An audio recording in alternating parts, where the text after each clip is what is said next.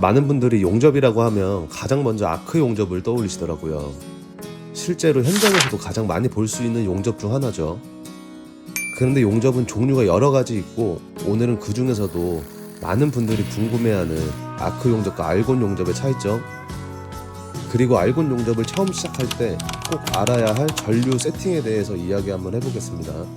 먼저 아크 용접은 용접봉 자체가 녹으면서 용접이 진행되는 방식입니다.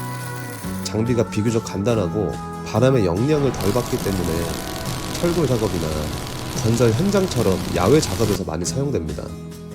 반면 알곤 용접은 텅스텐 전극에서 아크를 발생시켜서 모재를 녹여 용접하는 방식이에요.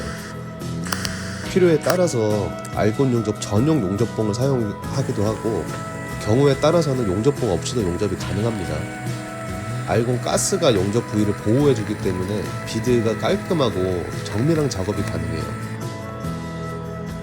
그래서 보통 알곤 용접을 할 때는 스테인리스 배관, 식품 설비, 반도체 배관, 세니타리 배관처럼 높은 품질이 필요한 작업에 많이 사용됩니다. 정리하면 아크 용접은 빠르고 튼튼하고 야외 작업에 강한 편이라면, 알곤 용접은 조금 더 정밀하고 깔끔한 용접에 적합하다고 생각하시면 됩니다. 그런데 알곤 용접을 처음 배우시는 분들이 가장 많이 하는 질문이 하나 있습니다. 전류를 얼마로 맞춰야 되나? 사실 이것만 이해하면 전류 세팅이 훨씬 쉬워집니다. 현장에서는 모재 두께를 보통 T라고 부릅니다. 1mm는 1T, 2mm는 2T, 4mm는 4T 이런 식으로 표현하죠. 그럼 내가 용접하려는 모재가 4T라면 전류를 몇 암페어로 설정을 해야 될까요?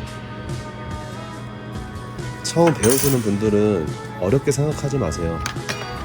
대부분 처음부터 0.5T나 1T 같은 아주 얇은 박판을 용접하라고 시키지는 않을 거예요. 제가 지금 보여드리는 모재는 4T이고 전류는 200으로 설정을 했습니다.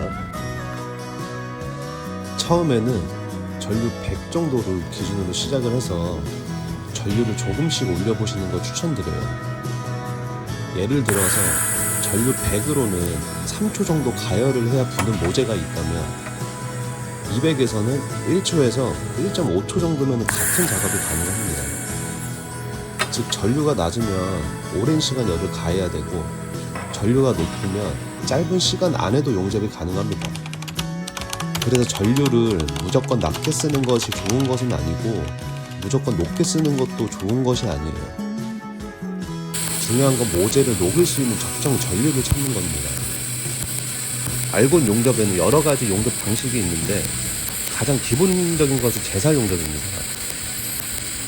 제살 용접은 용접봉 없이 모재와 모재를 직접 녹여서 붙이는 방식인데, 하지만 여기에는 조건이 하나 있어요. 모재와 모재 사이에 갭이 너무 벌어져 있으면 갭이 너무 크기 때문에 그 갭을 채울 만한 어떤 용가제가 있어야겠죠. 그래서 반대로 갭이 너무 크거나 강도가 필요한 좀 제품을 용접을 할 때는 알곤 용접봉을 사용하게 됩니다. 그리고 초보자분들이 가장 많이 하는 실수가 여기서 나와요. 특히 모재가 녹기도 전에 용접봉 묻어 넣는 거, 이 실수를 제일 많이 합니다. 용접봉을 먼저 넣게 되면 모재와 충분히 융합되지 못해서 용접봉만 녹아 달라붙는 오버랩 상태가 발생할 수 있습니다. 용접은 결국 열로 모재와 모재를 하나로 만드는 작업이에요. 그래서 용접봉을 사용할 때는 가장 중요한 건 먼저 모재를 녹인다. 이거 하나만 기억하셔도 도움이 많이 됩니다. 정리하면 처음 용접을 배우시는 분들은 너무 얇은 박판이 아니라면 전류 100A 정도를 기준으로 시작 한번 해보세요. 그리고 전류를 조금씩 올려가면서 직접 용접해보는 것이 가장 좋은 방법입니다.